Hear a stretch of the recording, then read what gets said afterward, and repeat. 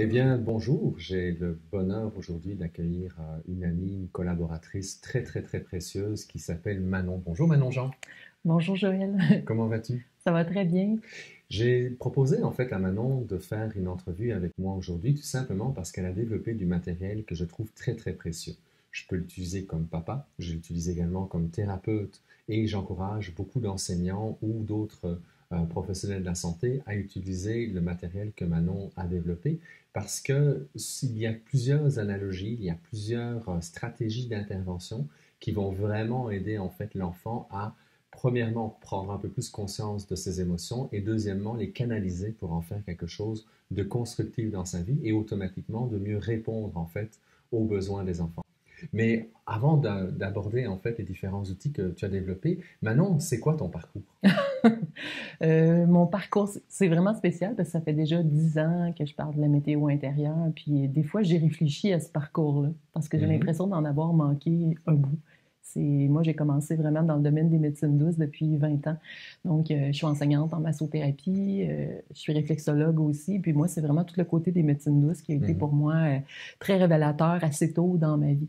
Et puis, c'est vraiment ensuite au fait que je devienne maman, parce qu'aujourd'hui, mon fils a 14 ans, ma mhm, fille a 10 ans, que j'ai décidé, en fait, d'œuvrer plus, en fait, au niveau des enfants. Donc, on dirait que toute l'expérience que j'avais acquise dans le domaine du toucher, de la conscience corporelle et de prendre du temps aussi de développer le toucher intentionné, mhm. l'intention, en tout cas pour moi, c'est devenu quelque chose de ce que je voulais enseigner aux enfants.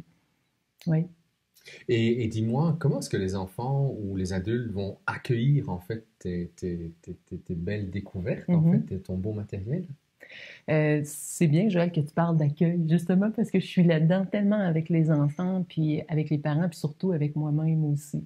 Parce que toute la météo intérieure, c'est vraiment ça, c'est d'apprendre à accueillir l'agréable et le désagréable.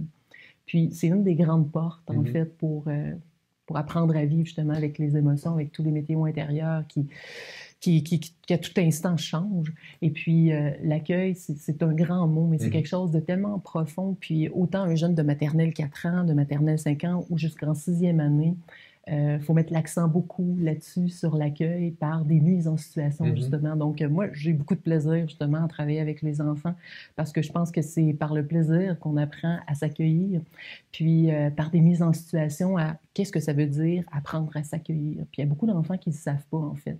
Puis je fais des mises en situation avec les enfants sur je vais rentrer dans la classe, puis accueillez-moi avec gentillesse, puis je vais démontrer à quel point j'inspire, Mhm, puis je suis contente d'être là.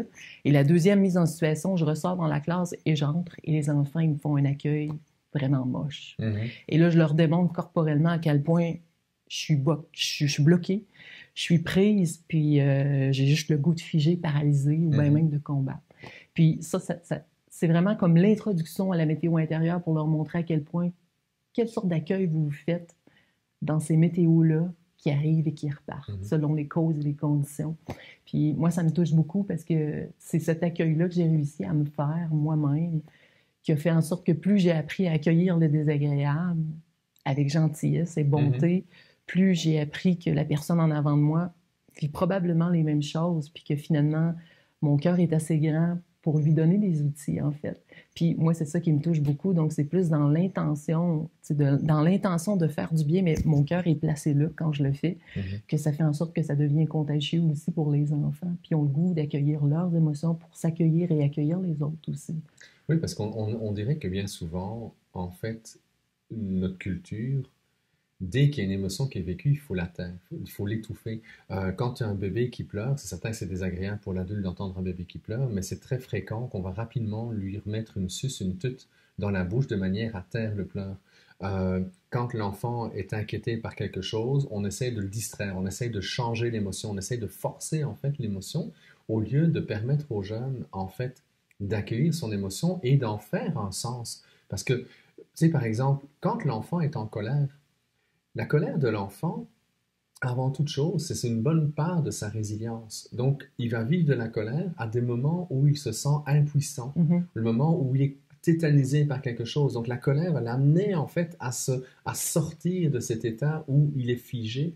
Alors, c'est certain qu'une colère qui est mal gérée, ça peut poser problème, mais quand l'enfant comprend que sa colère, simplement parce que il a juste besoin de bouger ou de se mobiliser parce qu'il y a quelque chose qui est désagréable. Il peut utiliser à ce moment-là la colère. Par exemple, s'il a un échec dans un cours, par exemple, il s'est mal préparé à un examen de mathématiques ou une dictée, mais sa colère d'être fâché contre lui, mais ça va faire en sorte que la prochaine fois, ben, il va se mettre en mouvement pour être capable de réussir. Donc la colère devient utile.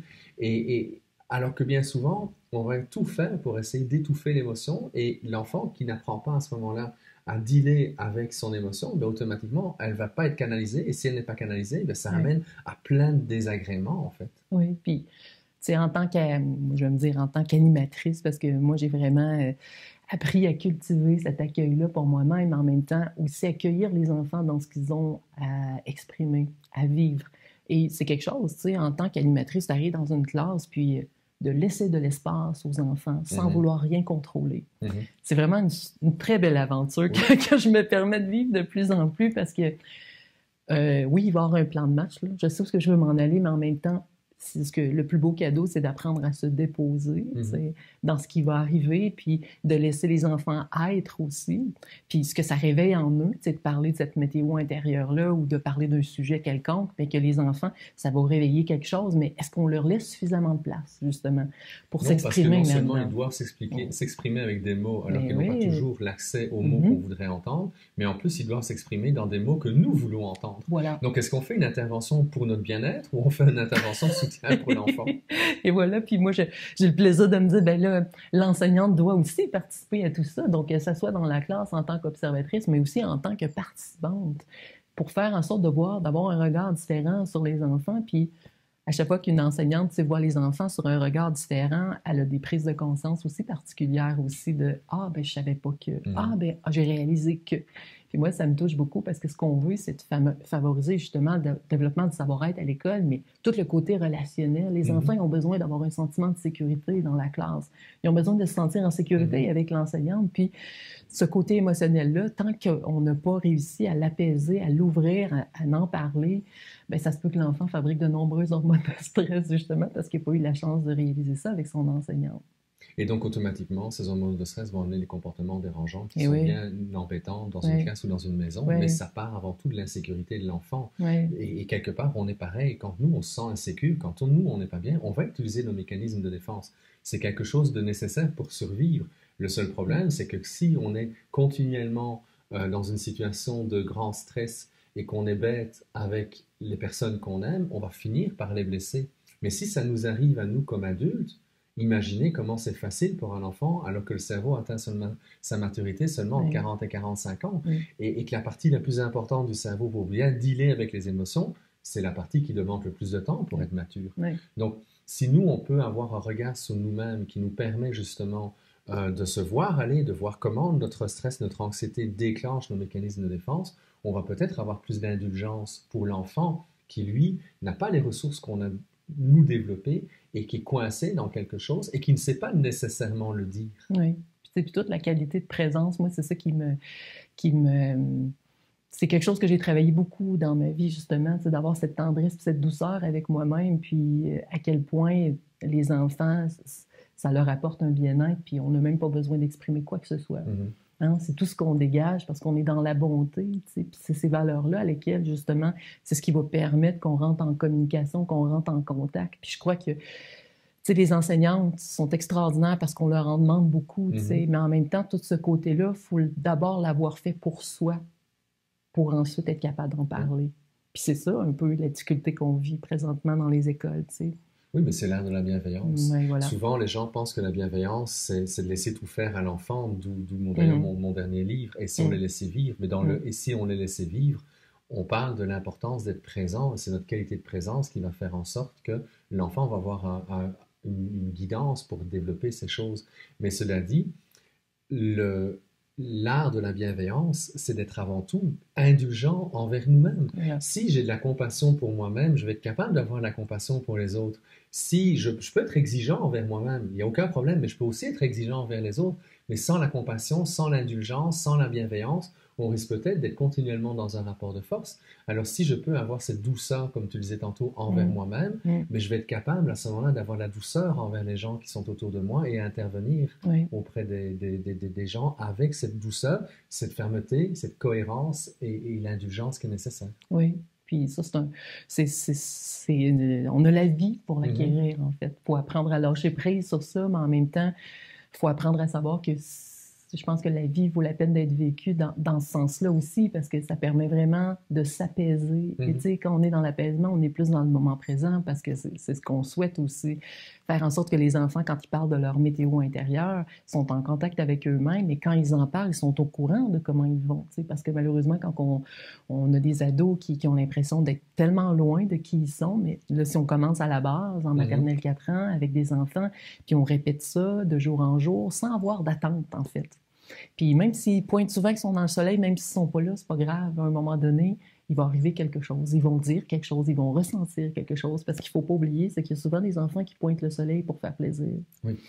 Pour montrer que, regardez comment je suis gentil, comment je suis beau, je suis toujours dans le soleil. Quand finalement, ce qu'on veut, c'est que l'enfant apprenne à vivre autant l'agréable que le désagréable. Donc, c'est normal qu'ils ressentent la météo de la pluie. C'est normal qu'ils ressentent la météo de l'orage aussi.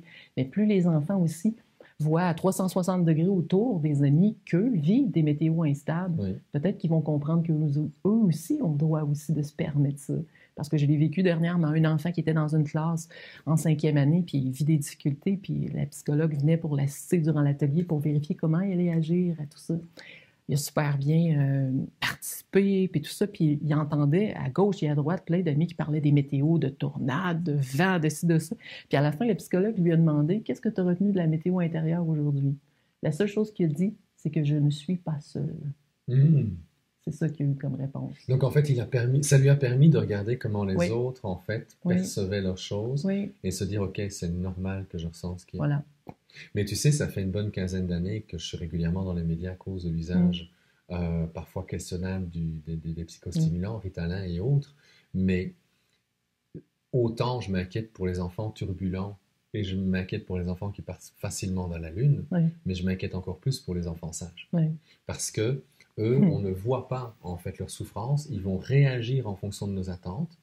Et ce que j'observe de plus en plus dans ma pratique clinique, c'est que rendu secondaire 3, secondaire 4, secondaire 5, ils décrochent. C'est terminé. Ils ne veulent plus retourner à l'école parce que l'école est devenue un environnement tellement créateur d'angoisse que pour eux, rien que le fait de voir l'école, ils ne sont plus capables de pouvoir le gérer et ils partent en crise de panique pour une chose ou pour une autre. Et c'est vraiment très difficile de pouvoir les amener à changer leur perception. Ça va peut-être se jouer différemment au niveau du cégep ou de l'université, mais il y a vraiment eu des angoisses parce que, justement, ils ont bien répondu à toutes les attentes de l'environnement, aux attentes des parents, aux attentes des professeurs, aux attentes des institutions, en oubliant complètement d'apprendre à se suivre au niveau émotionnel. Oui, puis c'est important, justement, avec les enfants, de laisser apparaître tous les météos. Tu sais, puis ce qu'on veut, en tout cas, moi, ce que j'essaie de souhaiter avec les enfants, c'est de leur permettre d'être en contact avec leur ciel, en fait. Parce que le ciel est capable d'accueillir tous les météos.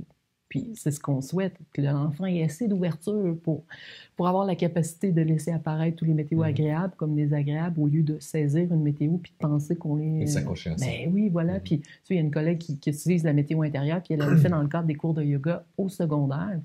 Puis elle racontait à quel point les jeunes secondaires avaient de la difficulté à parler de météo intérieure parce qu'ils disaient qu'ils n'en ressentaient aucune météo. Puis eux autres, ils ont utilisé l'analogie de dire « Bon, on est tous dans le ciel, puis on vit toutes les météos en même temps, mais ils ont de la difficulté à pointer laquelle ils vivent. » C'est intéressant, mais en même temps, tu dis « Ben OK, ça veut dire que c'est tellement souhaitable de commencer plus tôt. » Parce qu'en fait, quand l'enfant n'apprend pas à dealer avec ses émotions, ce qu'il va faire, c'est qu'il va se couper complètement de lui-même. Et il y a des enfants, des adolescents qui ne sentent plus rien en dessous de la gorge. C'est que le degré de stress et d'angoisse est tellement important parce que justement, ils n'ont pas appris à canaliser leurs émotions que le système nerveux, en fait, alimente beaucoup moins tous les récepteurs sensoriels du corps. Donc, en fait, ça les amène à ne plus sentir ce qu'ils ressentent. Mais en même temps, ça va amener des problèmes pour d'autres, pour certains jeunes, entre autres les sports extrêmes. Pourquoi? Parce que quand l'enfant se casse la figure à vélo, en ski ou qui fait du parachute, l'intensité qui est vécue à ce moment-là, éventuellement la douleur est tellement forte qu'ils n'ont plus le choix que de sentir leur corps. Et vous allez retrouver des jeunes filles qui vont se scarifier éventuellement le bras parce que justement, elles auront bien fité pendant toute la journée dans les attentes que nous avons en tant qu'adultes vis-à-vis d'eux-mêmes. Et quand ils rentrent à la maison, l'angoisse est tellement forte que pour ressentir à nouveau le corps, elles vont se faire mal. C'est pas de la psychose, c'est juste un besoin naturel. Le cerveau est intelligent. Le cerveau va les amener vers des comportements qui leur permettent de reprendre contact avec le corps. Donc, si on trouve que nos jeunes font des choses ou font des gestes ou des activités qui peuvent être éventuellement dangereuses pour eux, l'importance de justement les amener à accueillir ce qu'ils ressentent et ça commence le plus tôt possible. Donc, si on peut commencer quand l'enfant est à la garderie, à la maternelle ou au primaire, on va avoir une base en fait sur laquelle, quand l'adolescent va avoir justement cette base-là, il aura plus facile à ce moment-là à s'accueillir. Et peut-être qu'à l'école, il va vouloir jouer les gros bras pour ne pas montrer trop ce qu'il ressent, mais au moins cette base-là, elle va servir justement aux personnes qui sont autour, aux coachs, aux parents et certains profs, à accueillir le jeune dans ce qu'il vit. Et à ce moment-là, il va être capable de l'utiliser parce qu'il aura appris à l'utiliser et à le canaliser. Oui. Puis effectivement, moi, ça me touche beaucoup parce qu'on voit les enfants qui, physiquement, ils vont apprendre à se détendre, justement, parce qu'ils arrivent à exprimer, puis qu'on exprime, puis qu'on a la personne adulte qui est symbolique, donc qui amène la sécurité. Oui. L'enfant, il s'apaise énormément. Énormément, puis dans un espace de sécurité, justement, puis pour lui, à cette heure, vivre ses émotions, ses sentiments, les nommer, mais ça fait partie, tu sais, maintenant intégrante de sa vie, surtout quand il voit les autres autour qui font la même chose, mais qu'en plus, là, ils développent eux-mêmes l'empathie, la bienveillance, parce que là, ils ont des outils, mais aussi c'est parce qu'ils ressentent ces météos-là, puis en plus, ils ont le goût d'aller aider les autres quand ils vivent les mêmes météos qu'eux, ben là, on se dit, ben finalement, écoute, on peut faire vraiment quelque chose de grand là, pour notre société, parce que je trouve que, aujourd'hui, je l'ai encore vu dernièrement, là, on fait des conférences pour les parents, puis c'est pas toujours évident d'avoir les parents qui soient là, parce qu'on a toutes des vies très, très, très occupées, puis, quand tu vois des enfants, par exemple, dans une classe, puis c'est arrivé dans un groupe en 4e année avec des jeunes de 10 ans, il y avait un gros conflit qui s'était passé, une bagarre dans le cours de récréation, 4 garçons impliqués, mais dans la même classe. Puis là, j'arrive dans cette classe-là, moi, pour parler de la météo intérieure pour la première fois. C'est assez particulier. Donc, s'adapter à ce qui se passe. Et puis, le garçon qui était un peu intimidateur, lui, il est allé chez le directeur, puis les 3 autres étaient dans la classe, puis il pleurait, il avait beaucoup d'émotions. Puis tout l'atelier qu'on a fait ensemble a tourné autour de ce qu'il vivait. On s'est permis d'aller là-dedans, puis d'ouvrir ça. T'sais. Quand finalement, les 3 garçons qui avaient été un peu dans ce conflit-là se sont dit... je pense que le garçon là, qui nous tape souvent sa margoulette, là, ben lui, là, il vit plus un tsunami. Puis ils m'ont dit, savez-vous, Madame Manon, c'est quoi un tsunami? Ben, raconte-moi qu'est-ce que tu penses que c'est un tsunami. Ben, il dit, c'est une vague. Puis il dit, la vague, il dit, elle t'embarque dessus. Mais il dit, la personne qui vit le tsunami, là, dans le fond, là, il n'est pas si fâché, il est juste triste. Oui. Fait que là, je dis, c'est intéressant. Puis là, il y en a un des 3 qui dit, ben, il dit, je pense que nous autres, là, on est de plus en plus dans le soleil parce qu'on parle de comment ça va. Puis je pense qu'on pourrait y donner notre soleil un peu. Puis moi, je faisais à la blague, ben, êtes-vous certain que vous voulez partager votre soleil? Peut-être qu'il vous en restera plus pour vous. Fait que là, il y en a un des 3 qui a dit, ben voyons, Madame Manon, si on partage notre soleil, on va en avoir encore plus. Oui. Fait que finalement, le garçon, pas très longtemps après, lui, il est revenu dans la classe, il revenait de chez le directeur. Il s'est assis, puis il a écouté un peu qu'est-ce qui se passait. Et quand il y a eu une période de dessin, parce qu'il y a toujours une période de dessin, les 3 garçons sont allés, puis ils ont fait un câlin à 3. Oh, wow! Et puis les jeunes ont distribué leur soleil parce qu'ils l'avaient retrouvé, parce qu'enfin, justement, c'est pas le but de retrouver le soleil, c'est que quand on est dans l'accueil, le vrai soleil existe en fait. C'est juste la dimension du ciel qui apparaît, tu sais. Parce que le vrai soleil, on court souvent après parce qu'on court après le bonheur, mais le vrai soleil, en fait, c'est d'accueillir tout ce qui est là, puis de lâcher prise justement sur ce fameux soleil qu'on pense qu'on réussira à avoir en ayant des affaires, en étant quelqu'un d'important ou quoi que ce soit, tu sais. Puis les enfants ont vraiment partagé ce soleil-là qui était véritablement la bonté, la bienveillance, l'amour qui chérit. Puis moi, ça me touche beaucoup parce que je me suis dit, bien, finalement, je me découragerai pas tant s'il y a juste 50 personnes à ma conférence de parents sur 700. Oui. Quand je sais très bien que les enfants, avec leur bienveillance, avec leur amour qui chérit, vont réussir à faire quelque chose. Oui. Puis moi, ça me fait du bien de penser ça. Parce que des fois, on s'est comme, hey, après 10 ans, on se dit, ben là, il faut aider les parents. Oh non, il faut aider les profs. Oh non, il faut aider les enfants. Mais finalement, les enfants, je pense qu'ils ont vraiment cette capacité-là de s'aider entre eux parce qu'ils sont vraiment prêts, en fait. T'sais, ils sont capables d'aller là. Tandis que les parents, peut-être qu'il faut travailler un peu plus fort pour Mais eux. je pense que les parents sont eux-mêmes blessés par la vie, sont eux-mêmes blessés ou sont pris dans une tornade parfois, qui fait en sorte qu'ils ont déjà beaucoup de difficultés Oui. à se déposer eux-mêmes, en fait. Et c'est certain que quand on voit les horaires de premier ministre que nous avons parfois dans nos familles, si le parent n'arrive pas à se déposer, n'arrive pas éventuellement à trouver un peu de temps pour t'écouter ou lire éventuellement un livre qui pourrait l'aider, mais on peut imaginer que l'enfant lui aussi va être pris dans cette tornade-là. Et si on peut toucher de plus en plus de personnes qui vont faire rayonner justement une manière différente de voir les choses, c'est là que les choses vont changer. Souvent, quand on parle de changement, on imagine d'essayer d'aller à la tête de la pyramide pour faire des transformations globales. Mais on voit que chaque fois, par exemple, un ministre essaie de modifier un système comme le système de la santé ou le système d'éducation, il a beau tenter de faire des modifications en étant en haut dans la pyramide, ça marche rarement. Ce qui va modifier les choses, c'est quand la base va pouvoir se changer. Et la base, c'est quoi dans une école? C'est quoi dans notre système de santé? Ce sont les individus. Et c'est petit à petit que les individus, en force de rayonner, donc localement, faire des petites choses, petit à petit, c'est là que les choses vont vraiment arriver à changer. Et quand on regarde ce qu'on peut faire sur le plan local, ben, on a plus de pouvoir, on a plus d'occasions, justement, d'opportunités de faire ces transformations-là. Puis les enfants ont le pouvoir de... Moi, c'est ce qui me fascine aussi, c'est que les enfants, il faut leur donner la chance de s'observer, de voir comment ça file en dedans, oui, comment je vais, mais aussi comment ça se passe, ou c'est quoi mes mécanismes de défense. Puis les enfants, justement, par l'entremise de la météo, moi j'en parle parce que je le vis à 100% dans ma vie, mais c'est parce que je vois toutes les prises de conscience que les enfants arrivent à voir en s'imaginant un phénomène météorologique qui ressemble à leur comportement. Puis souvent, il y en a qui me disent, ben là, je peux bien pas filer, j'ai 3 météos en même temps. Puis c'est ça qui est intéressant. Ben, parle-moi de ces 3 météos-là. Laquelle est arrivée en premier? Laquelle qui a fait que la deuxième est arrivée? Et etc.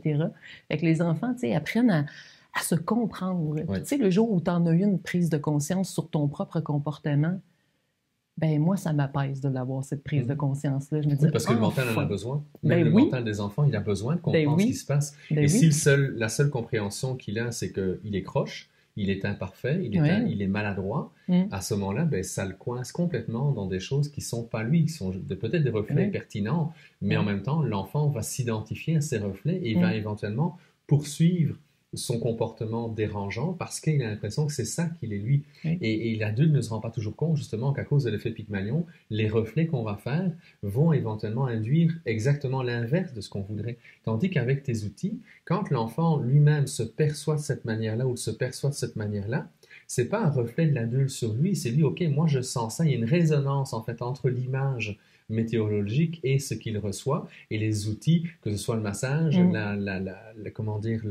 routine de Matteo et d'autres outils que l'enfant peut développer, à ce moment-là, il reprend il est capable en fait de canaliser ce qu'il ressent, et c'est là qu'il peut sortir de ses mécanismes de défense et qu'il peut choisir ses combats. Est-ce que ça vaut la peine que je m'oppose là pour le moment? Si oui, ben, on va continuer. Sinon, ben, de quelle manière est-ce que je peux éventuellement postposer mon besoin d'attention, mon besoin de dire que je ne suis pas content ou que je ne suis pas d'accord avec ce qui se passe?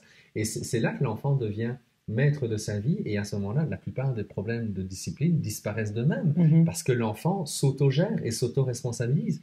Si l'adulte fait le même en parallèle, ben, on se retrouve avec des classes ou des familles qui sont beaucoup plus en équilibre.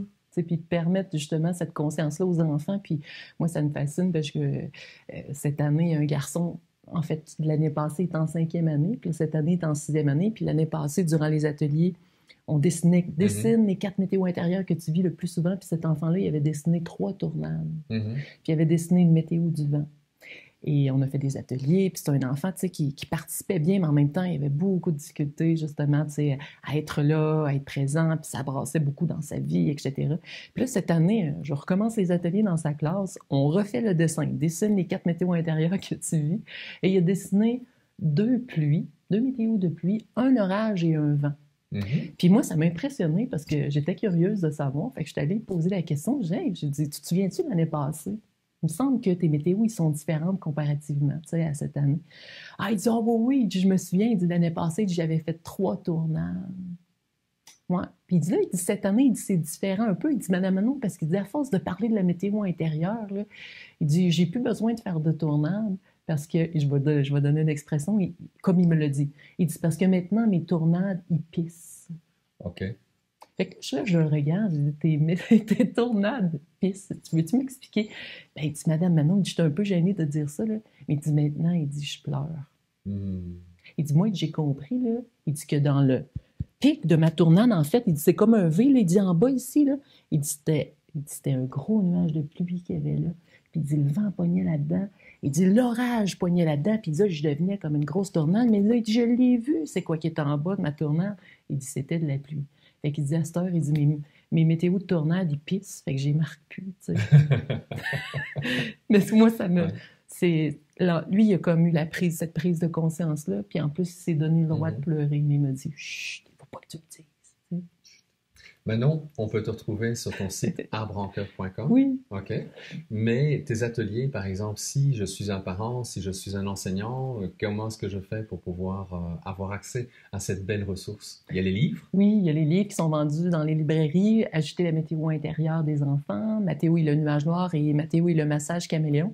Mais aussi par l'entremise du site Internet, les gens peuvent envoyer des courriels parce que souvent, c'est des parents qui m'interpellent. « Ah, je suis dans le comité de parents d'une école et j'aimerais savoir des ateliers, conférences, formations, parce que je fais aussi beaucoup d'ateliers parents-enfants, justement pour donner des outils aux parents dans l'entremise de l'atelier avec les enfants. Donc, c'est vraiment aussi parfois des profs qui peuvent entendre l'entrevue qu'on fait aujourd'hui, bien, qui peuvent aussi me contacter pour ensuite...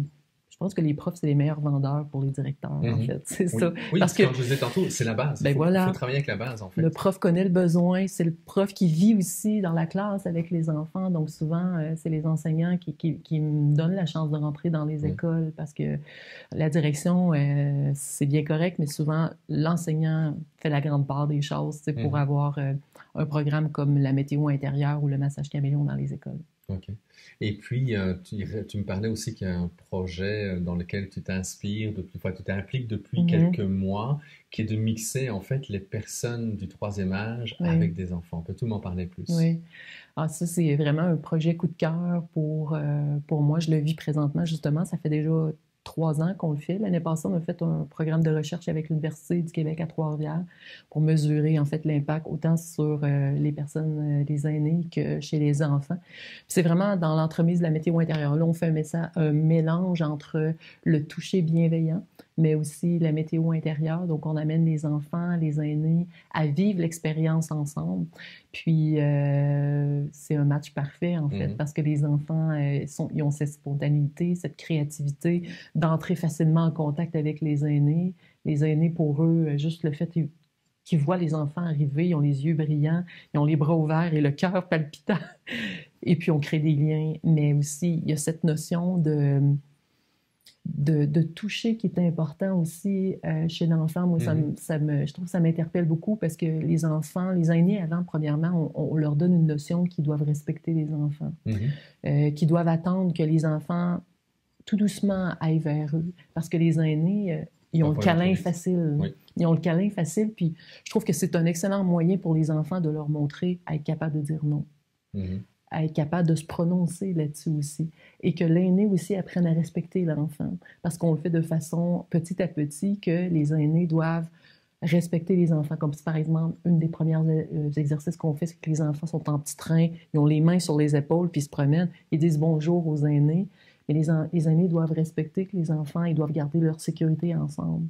Et tout doucement, au fil des ateliers, là, à un moment donné, il y a un toucher qui va se faire sur les mains, mais même si les aînés auraient le goût de prendre les enfants, ils doivent respecter, tu sais, que les enfants ont le droit d'être respectés, mais que l'enfant, tout doucement, va s'ouvrir à ça.